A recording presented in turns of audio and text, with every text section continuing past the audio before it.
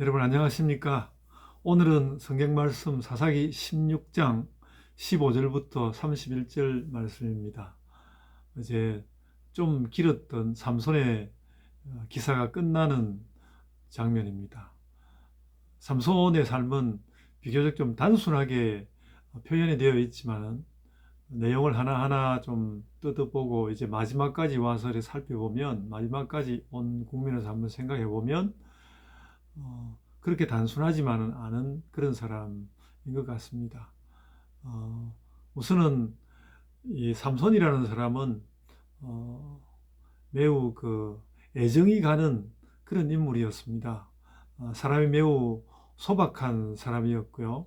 또 하여간 그 사사라는 20년간 사사직에 있었으니까 지위도 있는 사람이었는데, 뭐 의문스럽다거나 또 뭐 이렇게 격식을 차린다거나 그러기보다는 매우 소박한 사람으로, 그리고 뭐 이방 여성을 주로 찾아서 돌아다니는 것이 문제이긴 하지만 그 이방의 또 아내에 대한 애정도 가지고 있고, 그런 소박한 좀 삶이 잘 되어 가기만 했다면 매우 애정 어린 눈으로 바라볼 수 있는 그런 사람이었고요.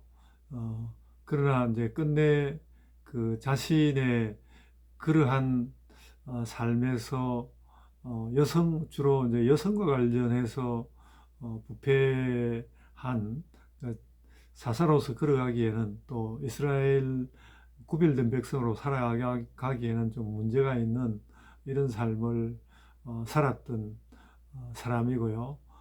그러나 끝내 그렇게 몰락할 수도 있었지만 또 최종적으로는 하나님께 모든 것을 다 내려놓고 자신의 마지막 장면을 적을 물리치는 그런 모습으로 끝맺고 있습니다. 그래서 이런 삼손의 생애를 두고 마지막에 아주 장엄했던 역사를 통해서 그를 좀 성공적인 인물로 사실 볼 수도 있고요.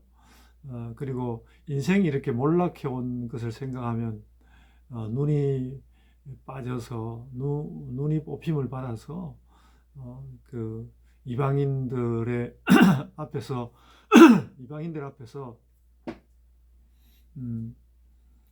뭔가 놀이객감으로 재주를 부려야 하는 그런 자리에 간 것은 좀 실패이기도 하고요. 그래서 삼손을 두고 성공이다, 실패다 이런 말은 접어두고 오히려 그를 통해서 하나님께서 또 어찌했든 좀 온전하지는 못하지만 완력이 있었던 한 남성을 통해서 하나님이 그 백성을 구원하시려고 하셨던 그 일을 우리가 마음에 담는 것이 중요하다는 생각이 듭니다. 오늘 특별히 이제 삼손의 그 모든 기사를 다 정리하고 돌아보면서 하는 생각은, 그가 나실인이라는 특별한 선택받은 사람으로서의 모습을 형상을 가지고 있었는데, 거기에 대하여서 우리가 좀 돌아보면서 우리 자신의 삶도 살펴보았으면 합니다. 이 나실이라는 말에 대해서 좀 살펴보면요, 원래 서원이라는 말이 네제르라는 어근에서 나왔는데 나실인도 동일한 어근에서 나온 것으로 보입니다. 그러니까 나실인이란 어쨌든 하나님께 서원하고 드려진 사람이다라는 그런 의미로 우리가 이해를 하면 될 것 같습니다. 하나님께 드려진 사람, 삼손, 이렇게 생각할 수 있죠. 여러분 민수기 6장에 이 나실인 규정이 나와 있는데요. 그 규정을 보면 바로 이 제사장에 관한 여러 가지 규정보다도 더 앞쪽에 나실인 규정이 나와 있어서 택함 받은 사람으로 생각하면 간헐적으로 이렇게 튀어나오긴 했지만 그 하나님께 헌신되었다라는 의미는 제사장 이상과는 그런 의미를 가진 존재라는 것을 우리가 알았으면 좋겠습니다. 그 생각해 보면 나실인은 제사장은 그 가문을 따라서 가는 거지만은 나실인은 누구라도 그렇게 자신을 드리기로 작정하면 할 수 있는 것이었으니까요. 약간은 좀 사적으로도 보이지만 진심 어린 그 헌신 이런 것을 스스로도 이제 결심하고 또 어, 또 사람들에게 또 그런 사람으로 받아들여지기도 하고 그랬는데요. 삼손의 경우에는 이제 하나님께서 이미 날 때부터 평생 나시린으로 살라는 그런 명령을 받았으니까 그렇게 뭐 내가 딱 결심해서 한 것은 아니다라는 그런 면이 있지만 그의 그 삶의 모든 국면들은 하나님 앞에 드려진 자로서 그가 어떻게 살았나라는 것을 살펴보는 것으로 되어 있다고 봅니다. 그래서 제사장을 택할 때하고 비슷합니다. 제사장도 이제 포도주나 독주를 멀리하고 시체를 멀리하라는 규정이 있었는데 나시린의 경우에는 머리에 삭도를 대지 말라는 제사장보다도 규정이 더해지는 그런 면에서 보다 더 특별히 그 성별되었다. 뭐 이렇게 말할 수 있는 사람이 나시린입니다. 뭐 그렇게 들어진 사람으로 우리가 대표적으로 꼽힌 사람이 이 삼손이고 나중에는 그 나시린의 삶을 정말 성실하게 감당해낸 사무엘 같은 사람이 나시린으로서 또렷한 사람이죠. 구약 성경에는 뭐 그 정도지 더 이상의 특별히 들어진 사람을 사실 찾아보기는 어렵고요. 나중에 이제 세례 요한이라든지 바울 사도도 그 자신의 머리를 밀어서 특별히 하나님께 드려지는 것을 확인하는 나신 규례와 가까운 그런 모습을 보이지만 이제 바울의 경우에는 구약 시대의 내용과는 좀 차이가 있다 그렇게 생각하고요. 그래서 삼손이 이제 자신의 그 나시린으로서의 삶을 어떻게 잘 살아냈나 이렇게 볼 때에 그가 이제 그 사자가 죽은 시체에서 꿀을 따내 가지고 자기도 먹고 뭐 부모들에게도 나누어 주고 그런 모습을 보면 그거는 이제 나시린 규례를 가벼이 여긴 그의 모습 같은 것을 보여주고요. 이게 이제 그리고 또 살펴보면 블레셋 여자들과 함께한 모습이 자꾸 기록되고 또 그중에는 기생도 있고 그렇기는 합니다만 뭐 기생이 함께 있다 그러면 우리가 당연히 또 술을 생각하고 그렇게 하겠지만 어, 실은 이제 삼손의 생애 가운데서 그가 뭐 술에 취했다거나 그런 기록은 실은 없습니다. 술을 마셨다는 기록도 없고요.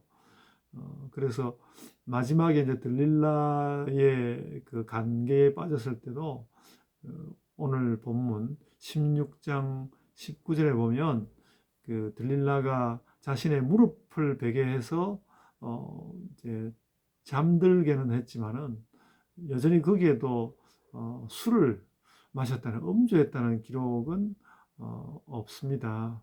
그래서 뭐 워낙 그 또 앞서 첫 아내와의 삶에서는 막 함께 잔치를 벌려서 여러 날 잔치를 하고 이랬던 거 보면 그게 술이 없었던 것 같지는 않지만 그래도 이제 성경은 삼손을 지목해서 그가 술을 마셨다고 기록하지는 않았습니다. 단지 이제 이방 여인을 가까이 했다는 것이 원래 이스라엘 사람들도 이방인하고 이제 결혼한 예들이 들어는 보이고 그렇게 하긴 하지만은 이방 여인을 가까이 하는 것이 반드시 뭐 완전히 어긋난 것은 아니겠습니다. 많은 기본적으로 이제 선택받은 백성이 특별한 이유 없이 이방인 여성들과 함께 어울리는 것은 그 금했던 일이고요.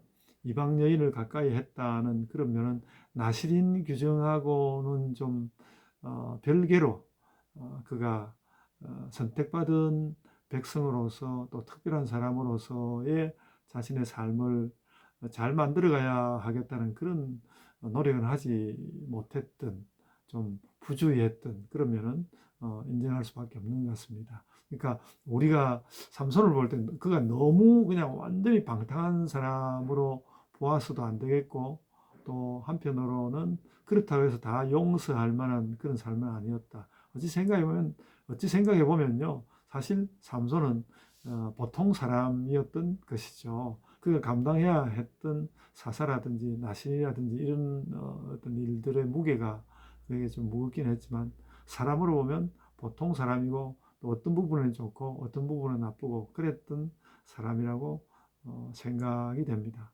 그리고 우리가 이제 나시린에 대해서 좀 알아두어야 할 부분 하나는, 이제 민수기 6장 1절 이런 데 보면요, 나시린은 남성만이 아니라 여성도 가능했습니다.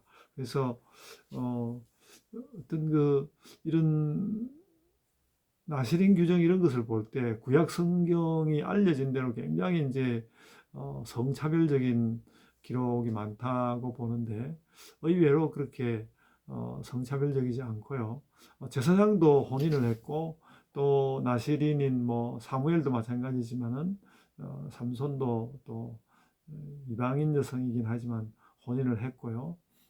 그런 부분을 가지고 있어서 가톨릭 교회는 또 나름대로 자기들의 이유가 있어서 그들의 사제는 결혼을 하지 않습니다만은, 그 남녀 성차별이라는 그런 아주 중대한 문제로 두고 볼 때는 그런 규정을 정해가지고 사제들은 결혼하지 않는다. 그 제도는 확실히 그렇게 성경적으로도 찬성할 만한 혹은 찬양할 만한 그런 규정은 아니다라는 생각이 들고요. 오늘날도 가톨릭 교회가 이제 여성을 수녀가 되게 해서 교회 필요를 위해서 사용은 되지만 특별한 지위는 인정하지 않는, 상당히 가톨릭 교회의 교회 신분 제도가 성차별적이고 전반적으로 말해서 차별적인 이런 부분은 가지고 있다고 생각이 됩니다. 제가 그래서 가톨릭 교회를 비난하고자 하는 것은 아니고요. 그렇다고 해서 특별히 찬양받을 만한 일은 아니다라는 그런 이야기를 좀 해두고 싶습니다. 그러니까 나시린이란 기본적으로 상당히 이제 사적으로, 어떻게 보면 사적으로 좀 하나님께 자신이 헌신되기를 원하는 것이었고, 그걸 철저히 지키자고 했을 때는 사실 제사장보다도 더 엄격한 규례를 지키는 사람으로 그 헌신의 크기가 제사장 이상인 그런 존재였다, 이렇게 생각이 됩니다. 그런 모든 이제 규정과 또 그 규정에 저촉을 받으면서도 또 이제 그런 것을 어기기도 하고 이러면서 살았던 그 삼손의 모습을 우리가 잘 좀 기억을 하고, 또 그의 삶에서 교훈도 얻고 그랬으면 좋겠습니다. 어쨌든 결국 그 자신의 그 나시린으로서의 그 비밀스러운 것을 또 delil라에게 알려줘 가지고 결국 자기가 몰락하게 되는, 그 자신이 몰락한다는 그 자체가 나시린으로서 잘 살지 못했다는 이야기가 되겠습니다만, 그래도 성경은 끝까지 오늘 본문 또 22절에서 머리털이 다시 자라기 시작했다. 이것이야말로 참 회복되는 인간의 가능성을 성경이 보여주는 것이라 생각되고, 삼손이 또 한 소박한 인간으로서의 삼손이 다시 회복되는 것을 읽으면서 우리가 마음 가운데 위로를 얻는 부분도 있다, 그런 생각이 듭니다. 그래서 끝내는 그 머리털이 자라고 27절에 보면 그 3천 명 되는 그 블레셋 사람들을 그의 죽음의 자리에서 함께 그 사람들을 무찌르고 군사적으로 그들을 이겨내고 가는 삼손의 그 마지막 한방, 그런 것은 우리가 의미 있게 볼 수 있다고 생각합니다. 그래서 우리가 우리의 삶에 대해서도 요즘은 다 나이가 들도록 오래 살다 보니까 다 이제 나이가 들고 연로해서 도무지 뭐 정신적으로나 육체적으로나 힘이 없는 상태로 세상을 떠나게 되는 것이기는 하지만은, 그래도 우리가 삶이 노년에 이르렀다고 해서 뭐 이제 좋은 시를 다 갔다고 생각하거나 헌신도 못하겠다거나 그렇게 생각할 것이 아니라, 할 수 있는 한 삼손이 마지막까지 힘을 내어서 그 하나님의 백성으로서, 선택받은 사람으로서, 어, 다 소임을 완전히 다하지는 못했지만 그 소임을 기억하면서 하나님 앞으로 가는 이런 부분은 우리가 마음 가운데 짠하지만 한편으로는 참 그가 잘 행동했다, 신자답게 살았고, 특별히 선택받은 사람으로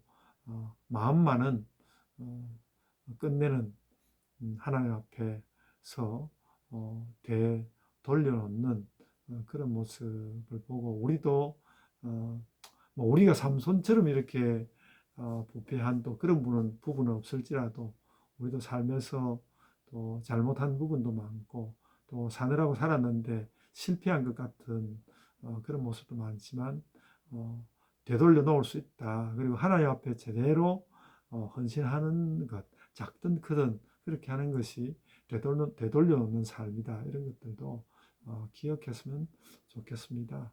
그래서 이제 그 28절에서 이제 이 삼손이 단번에 원수를 갚게 하옵소서, 그런 말은 너무 그 한탕 주의 이런 것들을 되새기게 하는 그런 면도 있지만은, 사실 이제 예수께서 십자가에서 죽으시고 부활하시는 이것은 단번에 온 인류의 죄를 척결하시는 그 마지막 한방 같은 그런 의미가 있는 것이거든요. 그래서 실제로 삼손의 이 단번에 원수 갚는 이 장면은 예수 그리스도의 구속 사역의 한 예표로서 해석되기도 하는 부분입니다. 그래서 오늘 삼손의 모든 생애를 이렇게 정리하면서 그가 단번에 원수 갚는 거기에서 예수 그리스도께서 이 온 세상의 죄를 척결하시고 사람들로 하여금 의미 있고 온전한 삶의 길을 가도록 하신 그 예수 그리스도를 완전히는 아니지만 미리 그 섬광처럼 예수의 모습이 비춰오는 그런 것을 삼손에게서 발견하고, 우리는 삼손의 여러 가지 이야기가 있지만 단번에 원수 갚는 삼손의 그 모습에서 하나님의 은혜, 또 택함 받은 자의 그 마지막까지 그 뜻을 지키는, 하나님의 뜻을 지키는 그런 거룩한 의미를 우리가 찾아서 기억하고 그렇게 살아가는 것이 좋겠습니다. 마지막 절에 이제 20년간 그 사사로 재임했다는 말씀, 31절에 사사로서 20년간 재임했다는 그 이야기는 꾸준히 흘러가는 역사 가운데 사람이 나타나고, 또 그들을 다스리시고 또 돌보시고, 잘못했을지라도 또 되돌려 오기도 하고, 또 잘못하면 또 벌하시기도 하시는 그런 것이 인간의 역사 가운데 쭉 흘러가는 그런 것을 사사 삼손의 삶 가운데서 하나님께서 우리에게 보여주신다, 그렇게 생각하면 되겠습니다.